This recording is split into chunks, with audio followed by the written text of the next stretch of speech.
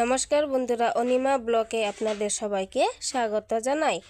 আজ আমি বানাতে চলেছি মটন কষা বা কচি পাঁঠার ঝোল। সেই জন্য আমি কিছু মটন ভালো করে ধুয়ে নেব।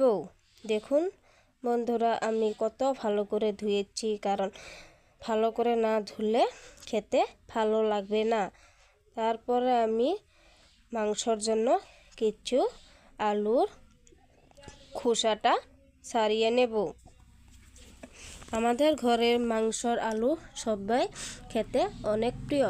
আপনাদের যদি ভালো লাগে তাহলে কমেন্টে অবশ্যই জানাবেন। তারপরে আমি এক এক করে আলুর খোসাটা ছাড়িয়ে নিলাম, মাঝখান দিয়ে টুকরো করে নিয়েছি। তারপরে আমি মাংসতে দেওয়ার জন্য একটা রসুন খোসাটা ভালো করে ছুলে নেব। দেখুন আমি কীরকমভাবে খোসাটা ছুলে নিয়েছি, আপনারাও সেরকমভাবে ছুলে নেবেন। আমার খোসাটা ছোলা প্রায় হয়ে এসেছে।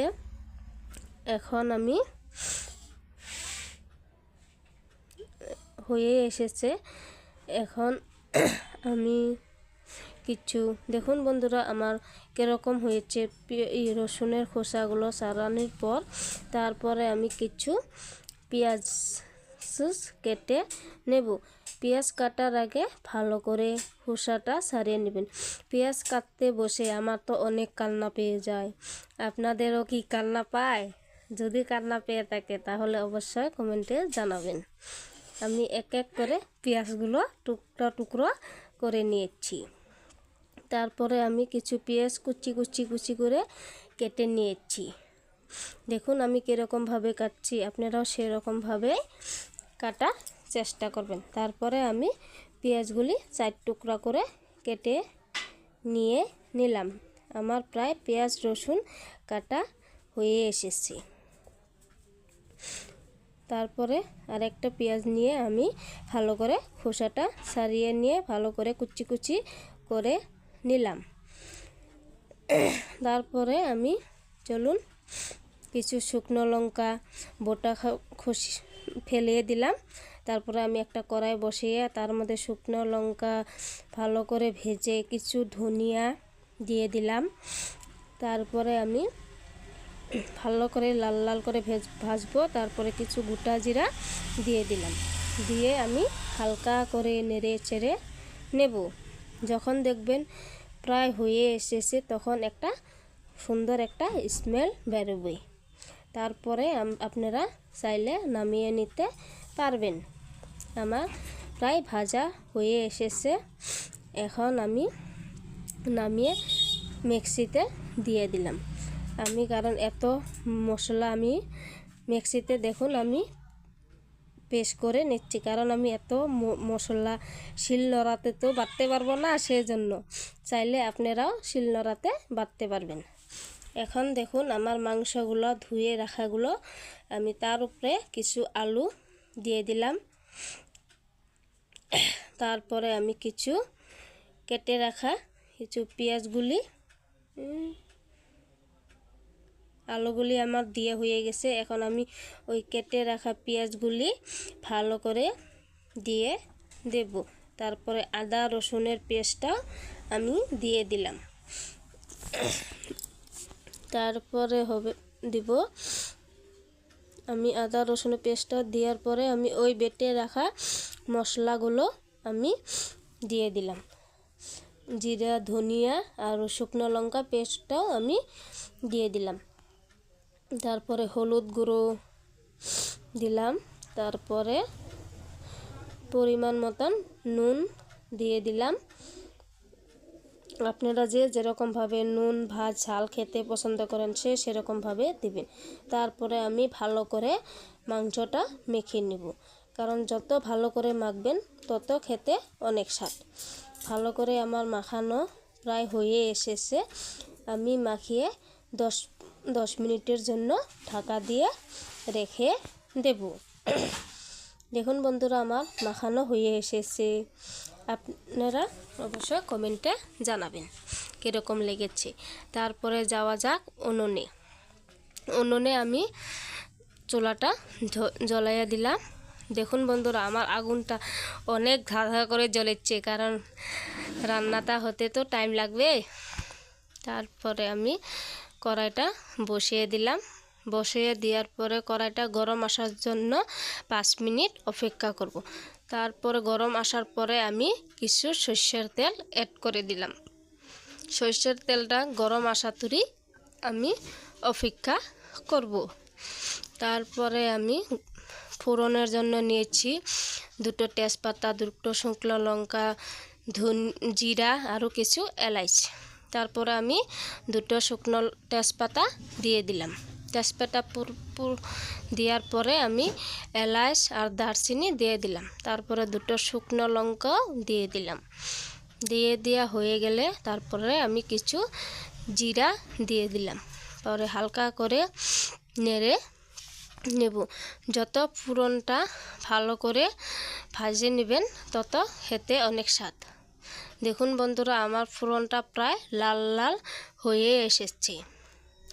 তারপরে আমি দেখুন ওই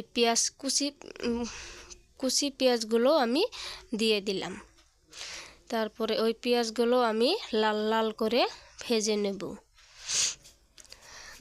লাল লাল করে না ভেজে নিলে পেঁয়াজের যে কাঁচা গন্ধটা থাকে না, সেটা মানে গন্ধটা থেকে যায়। লাল লাল করে ভেজে নেবেন, গন্ধটা পাবেন না। তারপরে আমি দেখুন আমার পেঁয়াজগুলো প্রায় লাল লাল হয়ে এসেছে। ওই মেখে রাখা মাংসগুলি আমি ওই ফোড়নের উপরে দিয়ে দিলাম। তারপরে ভালো করে নেড়ে নেড়ে কষিয়ে নিতে হবে। দেখুন, আপনারা যদি আমার মাংস রান্নাটা ভালো লেগে থাকে তাহলে অবশ্যই লাইক এবং কমেন্ট এবং সাবস্ক্রাইব করবেন। আর যদি তারপরে আমি দেখুন প্রায় কয়েক মিনিটের জন্য ঢাকা দিয়ে দিলাম। ঢাকনাটা খুলে আবার দেখাচ্ছি, প্রায় মাংসর যে জলটা থাকে না সেটা ছেড়ে দিয়েছি। এখন আমি আবার ভালো করে নেড়ে চেড়ে নেব। যত মাংস কষাবেন তত খেতে অনেক স্বাদ। তারপরে আমার নাড়াচাড়া হয়ে এসেছে। দেখুন মাংসর মধ্যে জলটা উঠে এসেছে। এখন আমি কয়েক মিনিটের জন্য আবার ঢাকনা দিয়ে দেব। তারপরে ঢাকনাটা খুলে দেখুন আমার মাংসগুলো প্রায় কষানো হয়ে এসেছে, আর বেশি টাইম লাগবে না।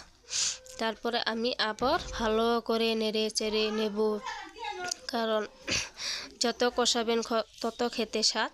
তারপরে আমি আবার কয়েক মিনিটের জন্য আবার ঢাকনা দিয়ে দিব। আপনারা যদি খেতে ভালোবাসেন অবশ্যই কমেন্টে জানাবেন। তারপরে আমি আবার ঢাকনাটা খুলে আবার ভালো করে নেড়ে চেড়ে নেব।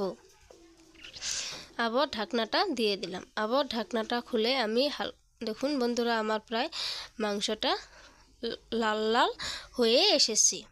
তারপরে আমি আবার ভালো করে নেড়ে চেড়ে নিলাম। তারপরে আবার কয়েক মিনিটের জন্য ঢাকনা দিয়ে তারপরে ঢাকনাটা খুলে আবার আমি মাংসটা কষিয়ে নেব। দেখুন আমার মাংসটা প্রায় কষানো হয়ে এসেছে। কে কে কষা মাংস খেতে ভালোবাসেন অবশ্যই কমেন্টে জানাবেন, কারণ আমার ঘরে কষা মাংস খেতে সবাই ভালোবাসে। আপনারা ভালোবাসলে কমেন্টে জানাবেন। তারপরে আমি ভালো করে আবার কষিয়ে নেব। দেখুন আমার কষানো প্রায় হয়ে এসেছে। এখন আমি আর বেশি কষাবো না, হালকা নেড়ে চেড়ে আমি জলটা দিয়ে দিব। জলটা দিয়ে হয়ে গেলে এখন আমি হালকা করে নেড়ে চেড়ে নেব।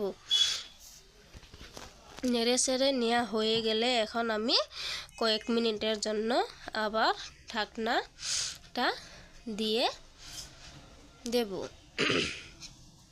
দেখুন আমি কয়েক মিনিটের জন্য ঢাকনা দিয়ে দিয়েছি। তারপরে আমি মাংসটা হতে হতে আমি কিছু গরম মশলা বেটে নেব। এলাচ, দারচিনি, লবঙ্গ আমি ভালো করে বেটে নেব। দেখুন আমি কীরকমভাবে শিলনোড়াতে বাটছি, আপনারাও ভালো করে বেটে নেবেন। প্রায় আমার বাটার দিকে হয়ে এসেছে। আপনারা কে কোথার থেকে দেখছেন আমাকে অবশ্যই কমেন্টে জানাবেন। যদি আমার রান্নাটা ভালো লেগে থাকে তাহলে আমাকে লাইক কিংবা কমেন্ট করবেন। তারপরে গরম মশলাটা প্রায় বাটা হয়ে এসেছে। অল্প তো সময় নিয়ে বাটতে হবে, না হলে ভালো করে পেস্ট হবে না। তারপরে দেখুন আমি কীরকম ভর করে বেটে নিলাম। এই দেখুন বন্ধুরা আমার বাটাটা হয়ে এসেছে। এখন আমি দেখুন আমার বাটাটা পুরো মিহি হয়ে গেছে। এখন আমি আর বাটবো না। এখন আমি একটা বাটির সাথে নিয়ে নামিয়ে নেব। তারপরে আমি কয়েক মিনিট পর ফিরে এসে আমি ঢাকনাটা খুলে দিব। দেখুন আমার মাংসটা কতটুক হয়ে এসেছে, দেখতে অনেক অসাধারণ লেগেছে। দেখুন কীরকম লেগেছে কমেন্টে অবশ্যই জানাবেন আপনারা। মাংসটা অনেক সিদ্ধ হয়ে এসেছে, নরম হয়েছে। তারপরে আমি অল্প হালকা করে নেড়ে চেড়ে নিয়ে নিলাম। আলুগুলো দুটো ভেঙে দিলাম। তারপরে আমি আবার কয়েক মিনিটের জন্য ঢাকনা দিয়ে দিলাম। ঢাকনাটা খুলে দেখুন বন্ধুরা আমার মাংস ঝোলটা প্রায় হয়ে এসেছে। আবার আমি হালকা করে নেড়ে চেড়ে নিলাম। মাংসটা প্রায় হয়ে এসেছে। আবার আমি ঢাকনাটা কয়েক মিনিটের জন্য দিয়ে দিয়েছিলাম, আবার খুলে দেব। দেওয়ার পরে দেখুন বন্ধুরা আমার মাংসের তরকারিটা প্রায় মাখো মাখো হয়ে এসেছে। এটা আপনারা রুটি কিংবা ভাতের সাথেও খেতে পারবেন। আপনারা যদি সকালেও রুটির সাথেও খেতে পারবেন। তারপরে আমি বেটে রাখা গরম মশলাটা দিয়ে দিলাম। দিয়ে আমি বেশি জাল দেওয়ার দরকার নাই, হালকা হালকা করে আমি নাড়িয়ে নিলাম। দেখুন আমার মাংসটা হয়ে এসেছে। এখন আমি ওই মাংসটা নামিয়ে নেওয়ার জন্য রেডি। তারপরে আমি ওই মাংসগুলো এখন আমি নামিয়ে নিয়ে নিলাম। দেখুন বন্ধুরা আমার মাটন কষাটা কতটুকু দুর্দান্ত হয়েছে, আপনারা অবশ্যই কমেন্টে জানাবেন। তারপরে আমি মাংসটা পরিবেশন করার জন্য আমি আমার ভাগ্নেকে গরম ভাতের সাথে মাংসটা দিয়েছি। ও একদম চেটে পুটে খেয়েছে। ওই বলেছে অনেক দুর্দান্ত টেস্ট হয়েছে, মাংসটাও অনেক বলে নরম কিংবা সফট হয়েছে। তারপরে দেখুন আমার হয়ে এসেছে। নমস্কার বন্ধুরা, আমার